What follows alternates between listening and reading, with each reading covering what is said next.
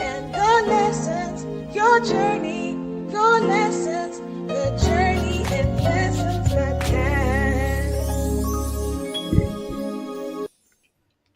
Welcome to the Journeys and Lessons podcast. Thank you for joining us for part 2 of this conversation, life-changing conversation, right here on the Journeys and Lessons podcast, where we dive deep into the untold stories of resilience, purpose, and the extraordinary power of God at work in the life of His people.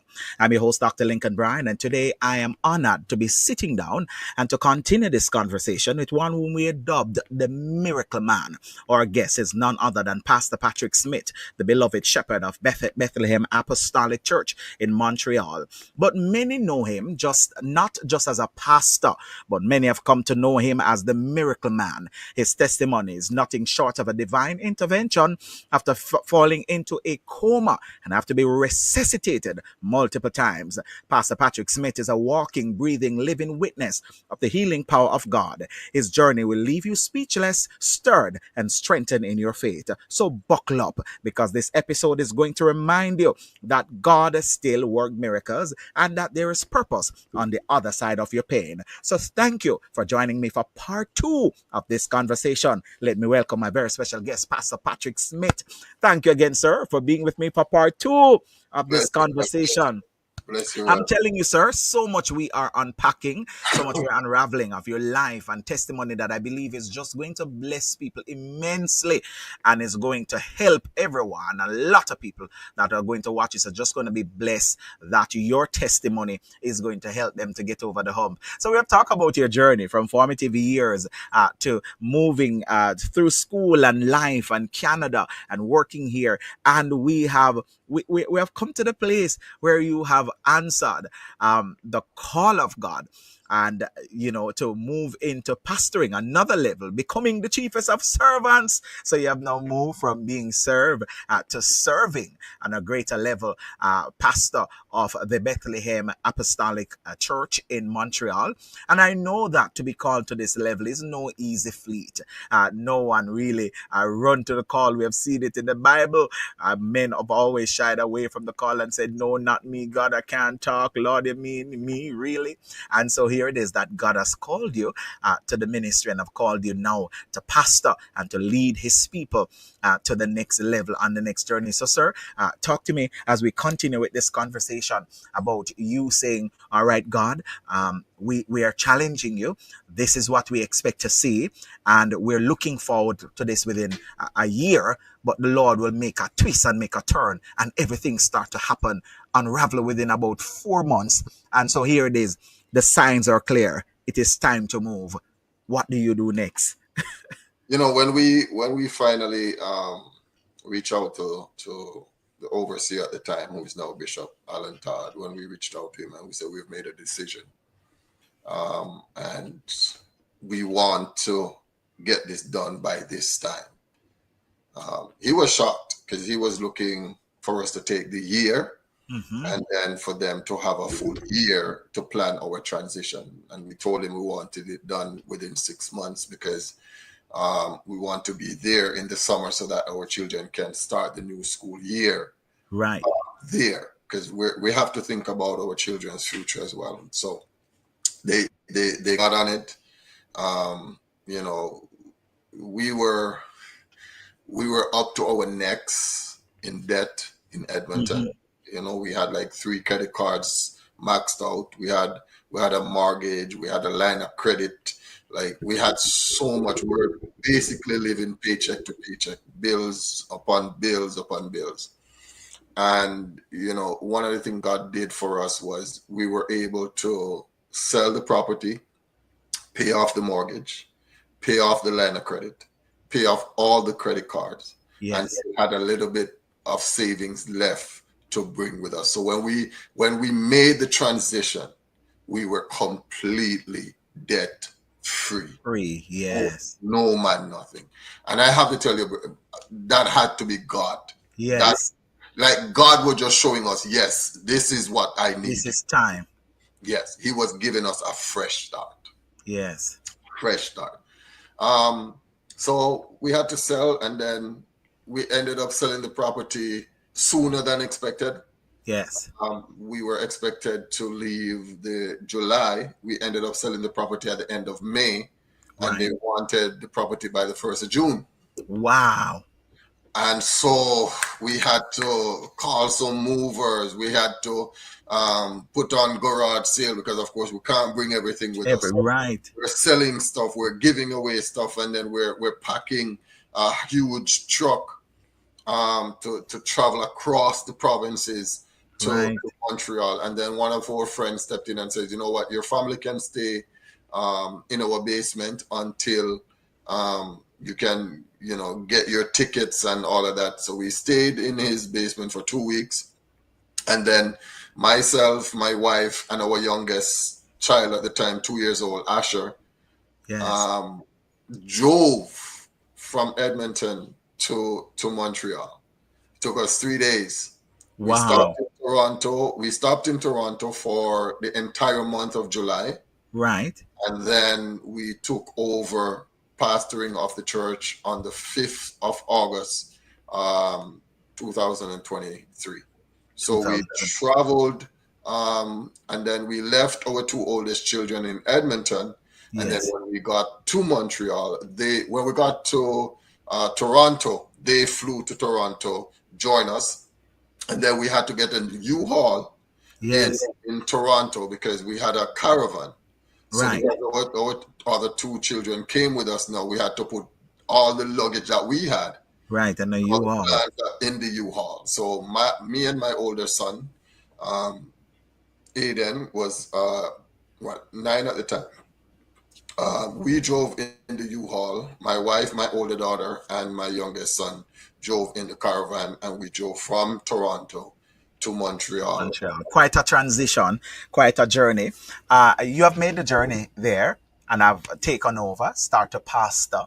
A lot of time we see it from the outside and when we get in, but the Lord would have already been preparing you over these years to see what it is like. First an approach. And I believe the Lord has been doing this. I'm telling you, your journey is just, the Lord has just been working on you and teaching you and preparing you. And I believe you're well prepared and seasoned as a chef. Pun intended, for the journey. But what are some of the most rewarding yet challenging parts of pastoring in this season of your life? The first challenge for me was to get over the discouragement of people. Some people that you would expect that would encourage you or kind of push you forward, they were the ones that was telling it's going to be hard. Montreal is a tough place. Yes, yes. French, and the French is an issue. So we came down here already with an attitude that, hey, you know what, we're going to have to fight for some things. Right. And when we got down here, the brethren were so welcoming. Like, they ensured that the house that we were communicating, they had put together, Overseer Todd had put together like a transition team down here. Right. Oh, wow, that's powerful. So there were 3 persons down here that was looking out for us. They were going to the properties and looking at the houses, sending us videos and pictures and helping us choose the right home for us. Right. And then they had persons lined up to help us when we got the truck, to help us with the move.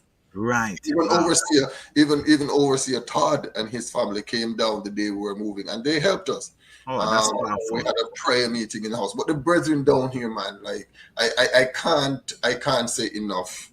Wow. When I got down here, the church had been without a resident pastor for 5 years. Right. Because the previous pastor left in 2019, just before COVID, and then COVID hit. So of course nobody could travel. Overseer Todd would come down once a month to make sure things were in place, but they were without a resident pastor for 5 years. Yes. And so I came with that knowledge, right, and that understanding that there's a lot of stuff that we're going to have to rebuild. A lot of stuff that we're going to have to put in place. The discipleship was a big thing.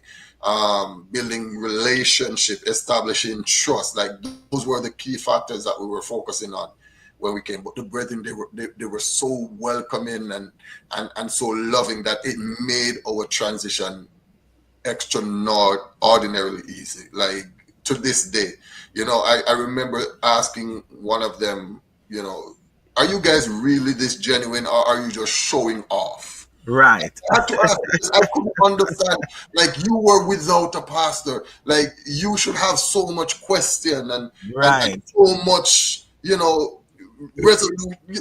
But Mhm. yet you're embracing somebody. But I think, in hindsight, I think one of the good things that the organization did was that for the church 50th anniversary in 2022, they flew me and my wife out. Right. So we were the guest speakers for the banquet and for the weekend. Right. So we kind of met some of the people. And then when we were in the process of making the decision, that same December, they flew my entire family to Montreal. And Right. they gave us a full 9 days, me and my entire family, with the church. Oh, Right? that's a blessing. Yeah. That's a So blessing. we spent 2 Sundays down here. I ministered for 2 Sundays. I ministered for their Christmas service. I ministered for their New Year service. And then I think January 2nd of 2023, we flew back to Edmonton. So we Right. kind of have an understanding of Right. You get to meet the brethren, so you warm up to them a bit more. when That is powerful. when they found out now that we had accepted the pastoring and that we were the ones that were coming. I think Yes. that made the transition Much a more lot easier. easier. It wasn't Yeah, a because stranger coming in. yeah, exactly. They get a chance to meet you, and they already warm up to you. See, see the Yeah, personality I and think all I of that. think that was a And good that's a move, blessing. by the organization. Good I think that move. was, Good move. yeah. How do you stay grounded, Reverend, spiritually fuel in leadership, especially, after everything that you have endured, and we understand, church has its own complexity. We know the dynamics of church. We know, how church is and can be, and on our own experience. Mhm. But as a leader, and you have now at the helm of it. How do you stay grounded? How do you stay spiritually fuel, I'm even in I'm a, this leadership role? I'm a firm believer, Rev, that every pastor needs a pastor. Ah, powerful. And so you need somebody that you can go to and run ideas by. You need somebody that, when you are going through, for them to Hmm. have some kind of word to pour Yes. into you. And I've stayed with my pastor from Edmonton, Overseer Michael Grange. I've Yes. kept him as my pastor. But then I've asked a few individuals as well to be in my corner, Right. right? So, and I know these are individuals that I did not have to ask. I could Right. just call upon them. But I reached out and I said, "Hey, man, look, I've never pastored before. I've been in Hmm. ministry, most of my life, but I've never pastored." Right. Yes. So, I called my uncle, Bishop Barrington Smith, and I said, "I need you in my corner." Yes. I called Bishop Agri Scott in Waterloo, Jamaica. That's kind of one of my home base. And I said, Yes. "Man, I need you in my corner." Hmm. I Powerful. called Pastor O'Neill Fisher, Hurricane Fisher. Yes. I says, "Man, I don't know how you do it, but I'm gonna need you in my corner." And then Right. Overseer Todd, now Bishop Todd.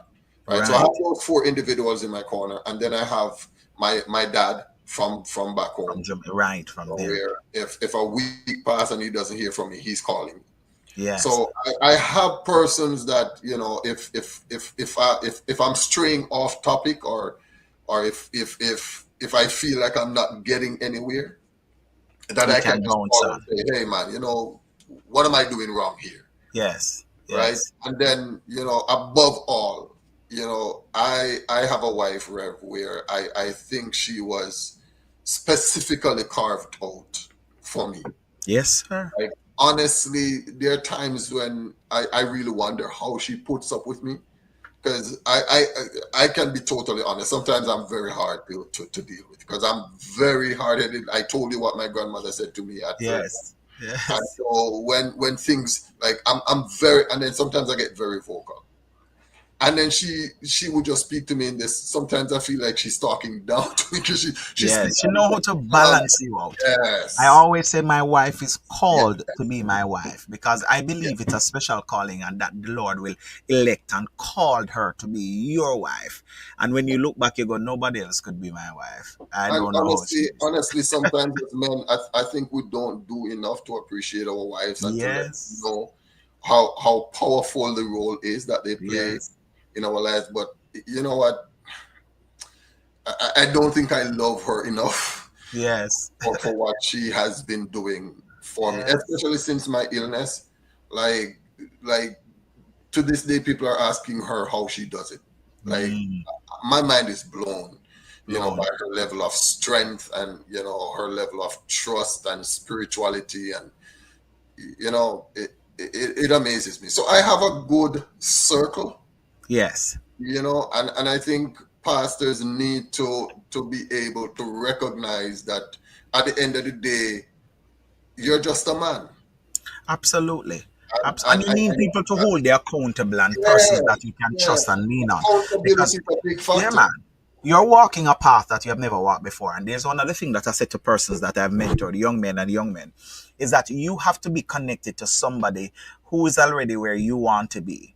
And also somebody who's going somewhere. Because if they're not going somewhere, if we're in a vehicle and neither of us, if the vehicle is not on, we're not driving, we're not going anywhere. We're at the same place. Days later, we're still at the same place. And so what you do is very powerful. Connect with persons who are already in the space, already leading and pastoring, and said, I need to bounce off you because there's going to be challenges that will come my way, even from the brethren, that I need to ask you, how did you handle this? Because I'm sure if it's not the exact issue, is something along that path and something for me similar that you can share with me how to navigate these tides. And I think that is very important.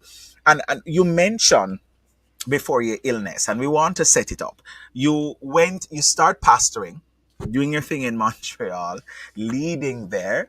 And I came and I visited and I told you that I said, listen, I love what you're doing here because I've ministered at your church before you're there pastoring. And I came while you're pastoring as part of the main conference and ministered there. And I pulled you and I said, man of God, listen, I've been here. I've been coming here for years and I love what you're doing. The space and the atmosphere and everything, there's a complete shift.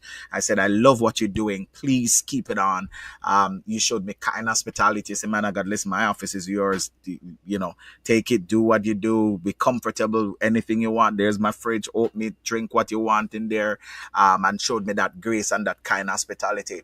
And you have now moved I've went to attend a conference in BC, and then I got a call, and then the next thing we all learned, and everybody's in shock, is that you're hospitalized. And before we hear it, you're in a coma. And we go, What happened?" Because we're all shocked because we learned you're good. We've seen clips you're dancing, and then the next call is you're in the hospital. What led to the hospitalization? What happened? I'm wearing this shirt specifically for this reason. Yes. This was a shirt that I wore that Saturday morning to the conference. So I think this is the shirt that a lot of people have seen me in, with the pot of porridge drinking out of. I I'm still shaken by Mm-hmm. what happened.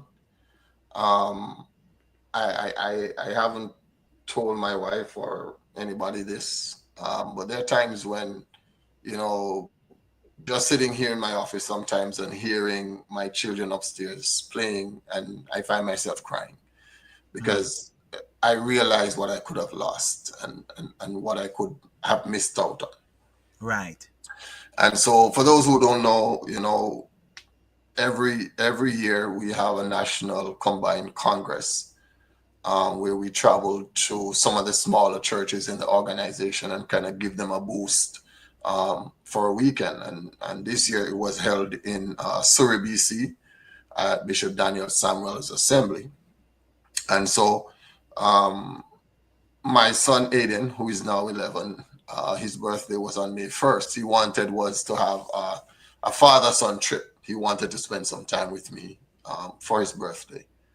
And so, I said, you know what, let's go to the conference, because he will see some of his friends from Toronto and all of that kind of stuff. So we flew out to BC the Thursday, May 15th. But what a lot of people don't know, and I haven't shared this, is that we have fasting, in-person fasting at the church every Wednesday. Mm-hmm. And how the fasting service is set up was, fasting starts at 10, and for the first hour and a half, all we're doing is singing and praying. That's all we're doing, just interceding. And then for about the next hour, I would do either teaching or a book review, because I have the brethren reading books. So your book is on the list now to do a review on. But we do that during our Wednesday fasting. Right. And the Wednesday, May 14th, we went down at around 10:30 for prayer. And fasting service normally ends around 1. After 1, we were still praying. We couldn't stop. Wow. We were in the church pleading the blood and binding demons. Like, we just couldn't stop. Like, something was just in the atmosphere that we were fighting. Yes. And the one of the missionaries who's a part of my core team, when we were finished, I was like, okay, we're just going to leave. We're not going to do no benediction or nothing. She said, no, we need to pray for you. And she grabbed the anointing oil. She poured it. She didn't just put her hands in it, and she poured it on my head. She asked the brethren to make a circle around me, not to touch me, just make a circle around me and pray. Wow. And sometimes we see these things and we take it for granted. But sometimes God is unctioning us to bind stuff in the future, or to send up praise ahead. Yes, sir. And it wasn't until after the whole incident that I was talking to that same missionary, and she reminded me, and I said, you know what? That could have been what we were binding and didn't know. But anyway, we went to BC the Thursday. I drove my son around Vancouver, because we flew into Vancouver. I used to, when I used to work with Arrow Marks, I was working for the Oilers. They would fly us around. So I was working in Edmonton with the Oilers hockey team. I was working in Vancouver with the Vancouver Canadian baseball teams, and then sometimes I would fly out to Anaheim with the San Jose Sharks. And so I started driving my son around Vancouver, showing him some of the places I used to work at and all that kind of stuff. And then we went back to the Airbnb, have enough time to just have a shower, get dressed, go to church. Thursday night was good, man. The preacher preached. Friday night was good. And Saturday morning I was there and sitting downstairs in the session, and the bishop's wife sent somebody to get me because they needed help upstairs, and being a chef, they thought I could help. So I went upstairs, helped them with the breakfast, got breakfast out, sat down, had something to eat, went downstairs, attended the session, had a nice session, man. Vancouver was relatively colder because it was raining a lot. So I left I think 28 degrees or something in Montreal. Got to BC, was like 17, 18. So it was a bit chilly and wet. Yeah. And so when I got back to the Airbnb that Saturday afternoon, I called my wife and, I said, I feel like I'm coming down with a draft. Right? Because I didn't bring a light sweater because I left hot weather, and I think that. And she said, okay, that's fine. Just go take your nap. So we went, took our nap. Rev woke up shaking violently. Didn't think anything of it until my speech started slurring. So I'm like, I'm having a stroke. I'm not thinking to call 911. Took out my phone, call my wife. I'm like, hon, I think I don't like how I'm feeling. I'm shaking, I'm shivering, and my speech is, just say, you know what, don't go to church.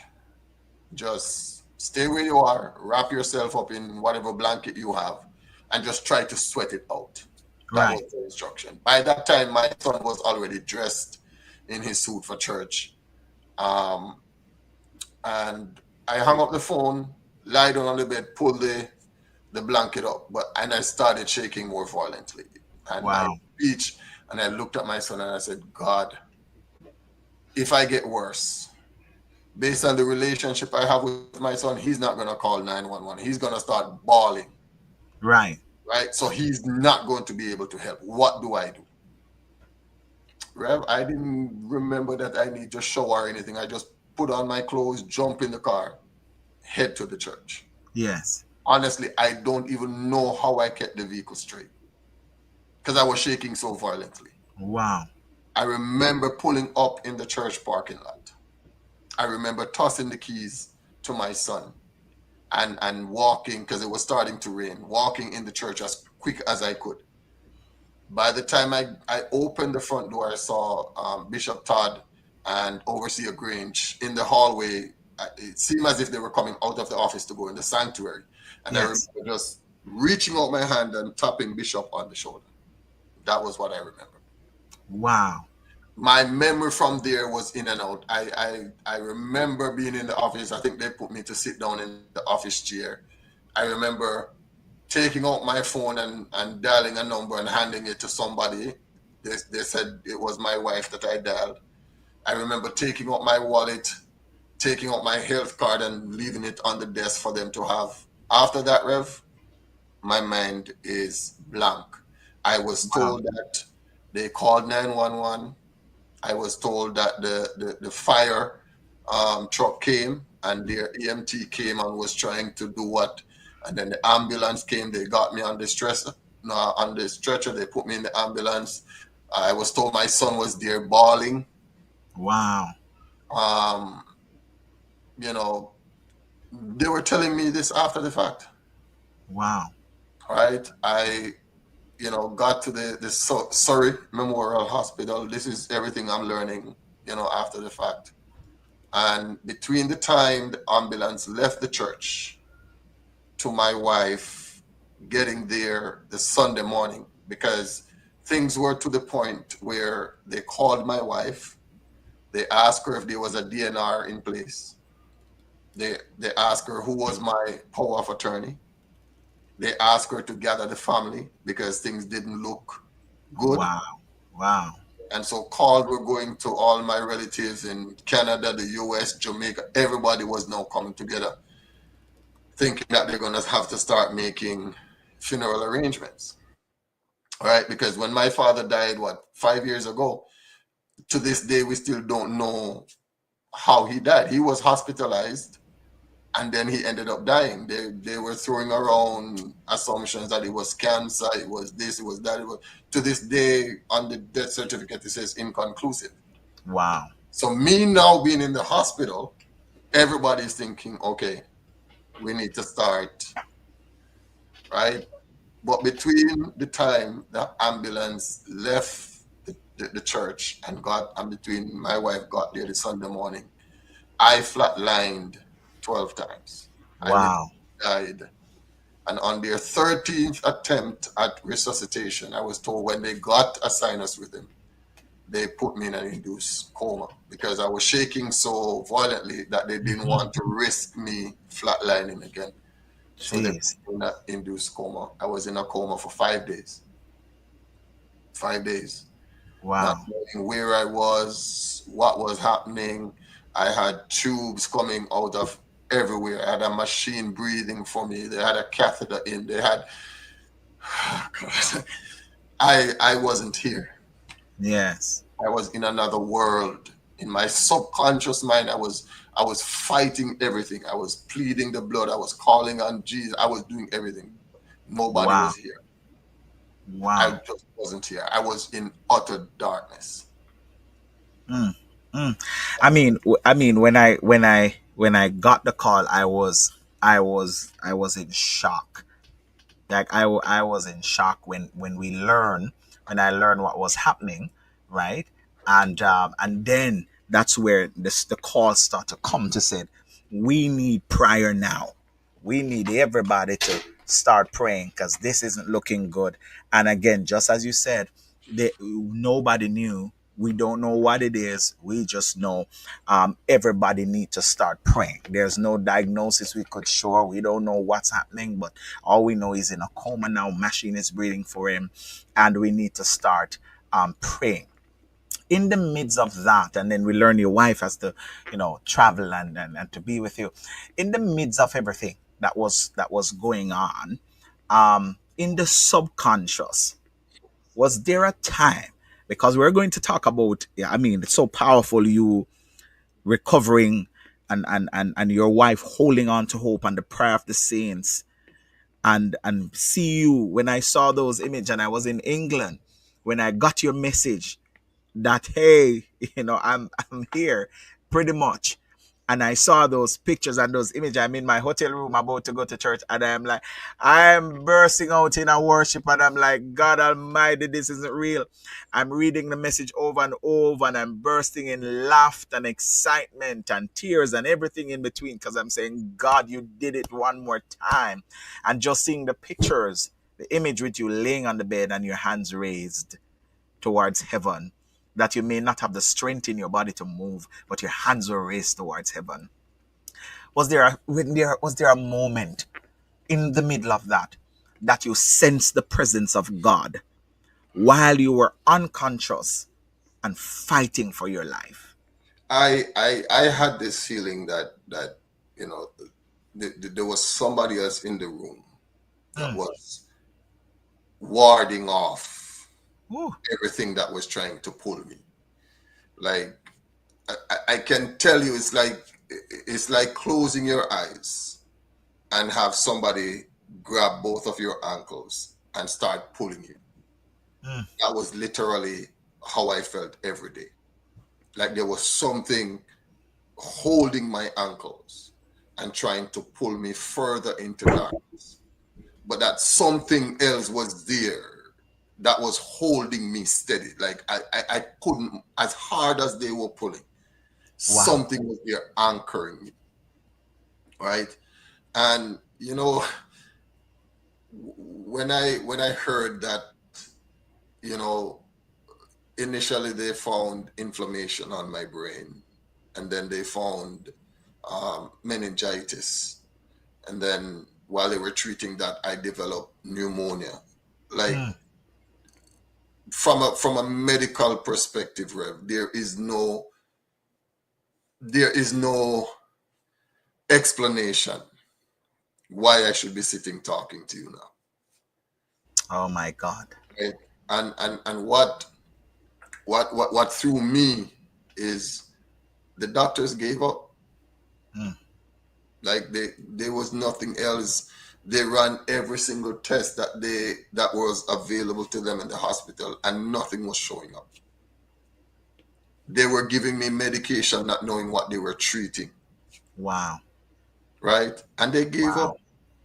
They Wow. literally started taking out the wires and stuff. They disconnected um, all the wires from my head that was monitoring my brain activity. They took everything off my chest that was monitoring my heart, my lungs. They they took the only thing I had left was the catheter was still in, and there was a machine breathing for me. And they took that out the Thursday because, but They let me, gave up. whew, when they took the thing out my throat, I was breathing on my own. Ooh. There was no convulsion. They gave up. They started taking things up. And I was lying there that Thursday, and I didn't know it at the time that somebody was videoing. Mm. My wife, when my eyes were open, there was a chair by my bedside and there was a pillow on my waist where my wife apparently was sitting in the chair, lying down on the pillow that was on top of me. And she had gotten up. Her phone was close to me playing gospel music. And we have two very close friends that flew out from Edmonton to be with her while I was out. And they were standing by the hospital window talking. Sister Kim was videoing. And while they were there talking, all they saw was my hand raised. I couldn't talk. My lips were swollen because of the all the pipes and tubes. Yes, yes. My eyes were still groggy, but I could see. And I heard the song they were playing, Jesus, you are more than enough for me. And I just felt my hands going up, and they captured that moment, right? It was like the sun rising. It was like I was looking at the horizon. I was in darkness, and out of nowhere you could see that horizon line, and the sun began to rise. That was the experience when I woke up. And Wow. God be the glory. I have seen two neurologists since Yes. coming back. So technically I woke up the Thursday night. I couldn't speak until Friday at some point. They discharged me from the ICU Saturday evening. Normally they discharge you from the ICU. They will put you in a medical ward for observation. They discharged me from the ICU and sent me straight home. Wow. And they put me on That's a nothing flight short of a miracle. Sunday morning and sent me to Edmonton. When I got to Edmonton that Sunday afternoon, my mom was at my home. She flew up from Jamaica. My sister was at my home. She flew up from Jamaica, and they held me. And that was when I broke down. Wow. My daughter, she came and teenage daughters, when you ask them for a hug, they give you these. Oh signs. yeah. Yeah, that age. My daughter held on to me and she wouldn't let me go. And that broke me, Rev. That broke me. For that entire week, I couldn't move. I was in so much pain. Wow. I ended up going to the doctor, hospital, until I saw a neurologist. First one I saw. And what he said to me confirmed that this was God. This had to be God. The first thing he said when I started telling him my situation and why I was in so much pain, he started shaking. He said, that's not possible. Wow. He said, there's no way that is possible. And I had to start pulling all the documentations that I had from the hospital and from all the other doctors that I've seen. And he started going through, and he was there still shaking. He said, this is not possible. And he looked at me and he made two statements. The first statement he said, the hospital in BC did you wrong. Wow. He said, they should not have discharged you out of the ICU and send you home, let alone giving you clearance to fly. Wow. With an abnormality in your brain. He said, if you were up there 35,000 feet and something went wrong up here, there is nothing that would have saved you. He said that first.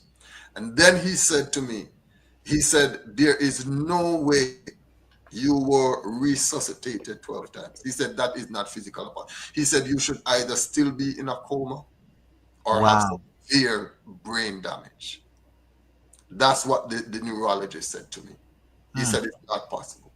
And I had to give God thanks because this had to be God. The God that we serve defy human anatomy and biology. That when the doctors have gone to the end of all the books that they have learned, God stepped in and said, it's me that have created him with my own hands. Because what we learn is that doctors treat, but Jesus heal. There is a balm in Gilead that when the balm gets in, the balm pulls out the infirmity and the infection. That's what the balm does. And the balm heals, the balm restores, the balm revived. That even what the doctors are still not even, they can't fathom. They can't, because you have defied the logics of doctors, because faith in God. And when the church come together and pray, and this is a lesson we're giving right now, that when the church come together and pray, tell me who can stand before us when we call on that great name, because faith defies logics every time, and we are operating in faith, because everything that the doctors do has to be tested with a theory. It needs to be tested. It needs theoretical knowledge to back it up. But faith and divine manifestation don't have a theory, because when we try to find the theory for it, it sends us to Hebrew, and Hebrew said, now faith is the substance of things hoped for, the evidence not seen. That's our theory. The now faith. Man of God, even as you remember, and I know it is still emotional because it's still very fresh and raw in your mind. And every time you talk about it, it connects you back to the awesome wonder of God. And you feel that sense of gratitude. That is, what lesson did you learn and still learning about your faith, about You know, healing, I, about the sovereignty of God through this experience? I saw another neurologist this past um, Tuesday, the 8th, and he confirmed that it was meningical infection Mm, um, that had happened, but that they're still a bit stumped right. because they don't know how that triggered anything happening to the heart. They don't know what how the communication got disconnected or that caused Mm-hmm. my heart to fail. And so Wow. they are still stumped. They're still concerned. I still have four more um, tests requisitions to go get at two different hospitals for them to try and find some answers. Um, Now that I'm a bit stronger, they're gonna put my heart through some stress tests Mm-hmm. to see. The body has a little bit of aches and pain there still, Right. but I told somebody I spoke to last week that I'm grateful for the pain, Mm. because the fact that I can feel pain let me You're know that still here. You're still here. The mothers in Zion will say, another day on repentance ground, yes, and a yes. day on top of my grave is greater than any other day. But if there is a lesson um, to be learned from my experience, it would be this: that when there is nothing impossible for God.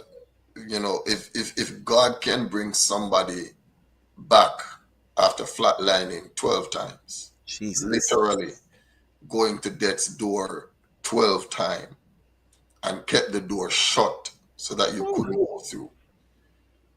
There is nothing impossible for him to My do. And God.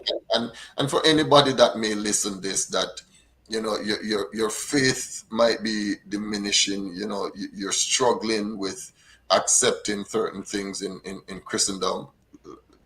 Let me be your example. Let me be the reason why you take another grip onto God. Because let me tell you something, brethren. If God did it for me, because I'm not worthy, I don't Yes. consider myself worthy. And if he does it for me, he can do it for you, for any. Yes. And now you've been dubbed the miracle man. What does this title mean to you personally? To be even called, boy, this man is a miracle. He is a walking miracle. What does it mean to you personally? When you So hear it, what does it tells you? I was talking to a pastor last week, and he jokingly called me the nowadays Lazarus. Yes. Um, you know, That's a good I one. people can come up with various titles to Mm-hmm. give any situation. I don't believe. I believe what has happened is a miracle, It's a miracle. and even saying it out loud is even an understatement, because Mm-hmm. you know what I have been through. As my grandmother would say, I wouldn't wish it on my worst enemy, My God. right? And so I am 150% convinced, 1,000% convinced that what has happened to me is a miracle. Like, Miracle. there's no doctor that I have seen, and I've seen quite a few doctors, both Wow. in the hospital and since coming out of the hospital. Wow. And they're still confused as to what could have happened. There's no way somebody could be running around and having a good time Saturday morning and be in a coma Saturday evening without any underlying illness. It's not Wow. physically possible. Wow. So I have no doubt in my mind it's a miracle. But to dub me the miracle man, I don't think that's a title I want to endear. I think Jesus is the miracle man. Yes. He's the one that He's the performs. miracle worker. I'm just the receptor. That's right. That's right. Yes. And just and it should, you know, it plays in a place of awe and wonder that when person said, man, that man is a miracle man, that God would have chosen you to be an example of the wondrous power that he has. And because oftentimes, and let me say, and I've said this before, that there's a lot of people will not truly come to know God until they have seen the manifestation of the miracles that we preach about.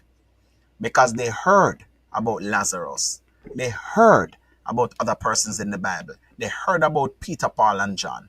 But for persons to see it in this time and this season with their own eyes, there's a lot of persons who are going to come to know Jesus Christ through the miracle that he has brought through your life. And Because to be people honest, will attest for sure. yes. And to be honest, Rev, I'm not trying to elevate in any way what has happened to me because it is what it is. Yes, But yes.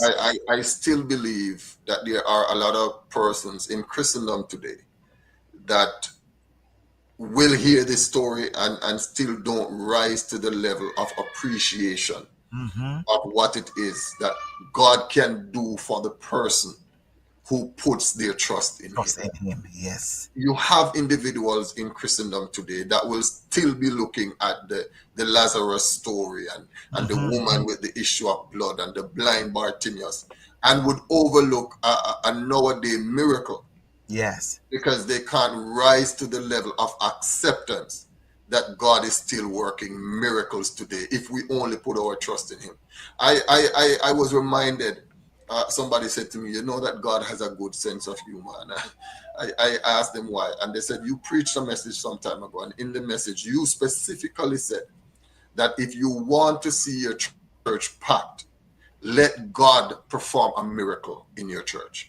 Let somebody rise from the dead. Let somebody throw away their walking stick. Let somebody get up out of a wheelchair.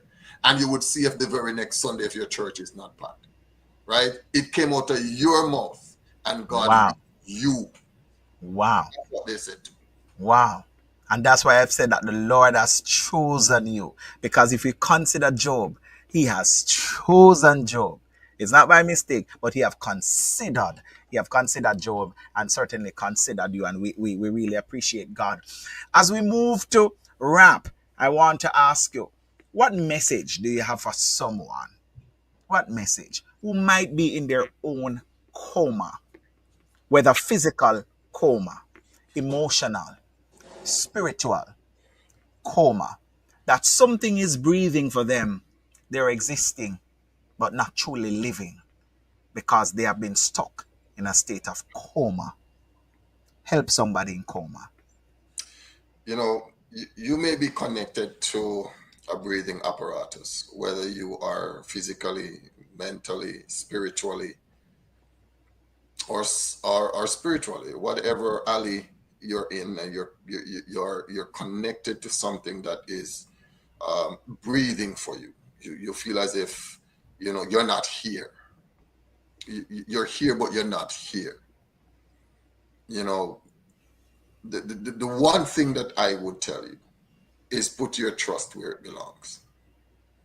Right? That there is no battle that we can face that belongs to us. Yes.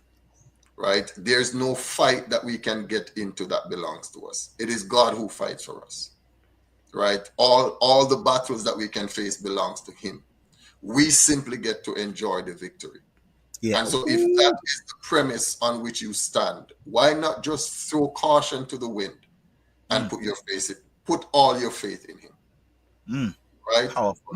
If somebody promised to fight for you, why are you going to fight for yourself? For yourself. If somebody promises to give you the victory, why not just relax and let it happen? Yes. Put your trust where it belongs. Put your Put trust in your Him. trust in God. Powerful. Finally, looking back over your life, your journey, your experience, from a youngster to pastoring to experiencing this power of the Lord for family, children, things you didn't foresee in your future and start to happen to you. What would you say to your younger self while you're going through? While you felt loss, grandpa died, both grandpas died, dad wasn't present, you felt lost, feel like you want to commit suicide, attempted suicide. All of that, you've been there, you have gone through, and now at this juncture of your life, what would you say to your younger self? Take off the pastor. What would you say to young Patrick coming Yeah, through? you alluded to it earlier, and I learned this later on in life.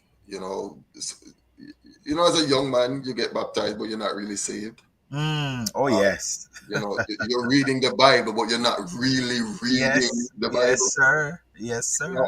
And it's not until you really start looking deeper at the Word of God and understanding what it is that God is trying to tell us that you do understand that when father and mother forsake, the Lord will in fact take you up. And I didn't understand that um, in my younger years. And so sitting in my seat now, if I could see 9-year-old, 10-year-old, 11-year-old, 12-year-old Patrick, I would say to him, you know what? All of those feelings of being unwanted, of being unloved that you're feeling now, for God so loved that He gave, right? And I would simply tell young Patrick, just trust God. There is somebody that loves you, Yes. right? You may not be able to see it now, but there is somebody that loves you. Don't try to find it in drugs. Don't try to find it in alcohol. Don't try to find it running behind young girls' frock tail. Just trust God. Trust God. Trust God. Trust. I Put said your trust. finally earlier, but something else came to mind. And I'll put finally. I'm a preacher. I have multiple doors to close a message.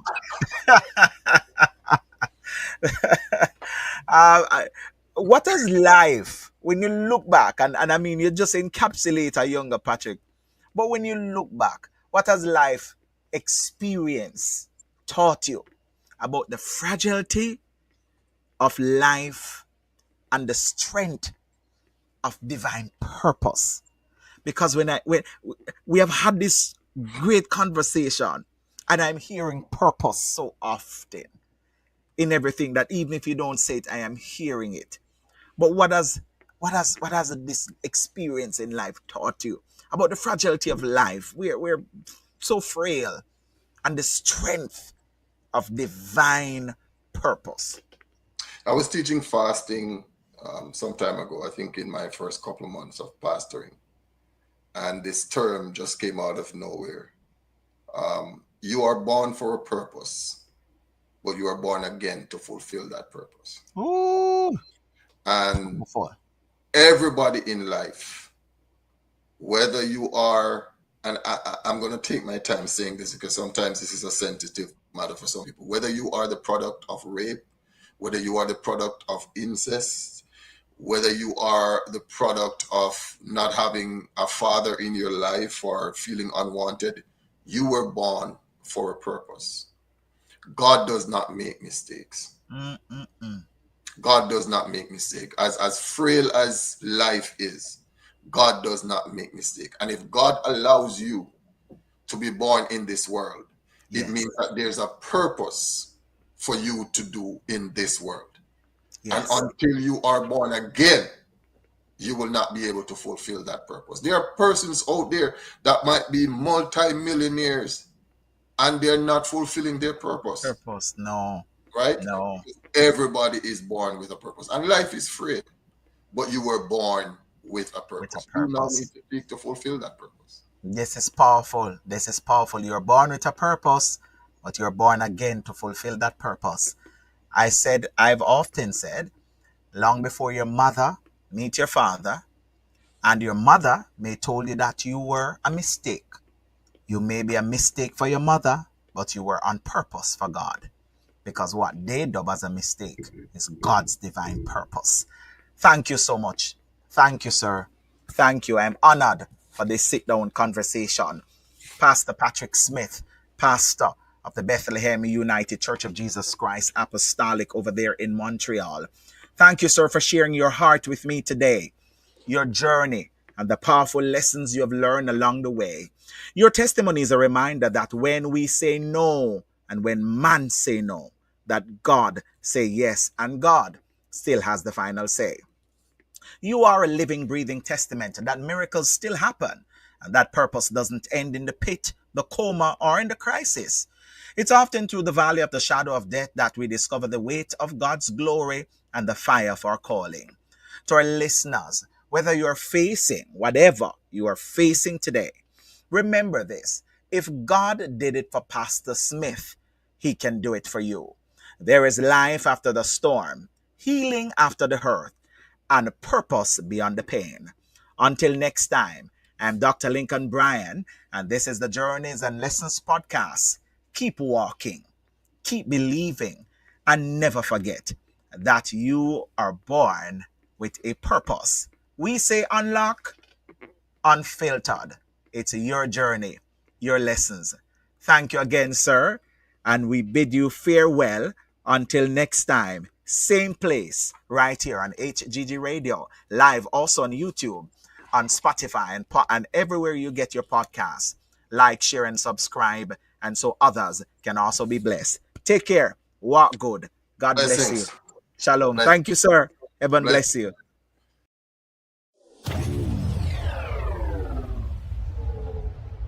The journey and the lessons, your journey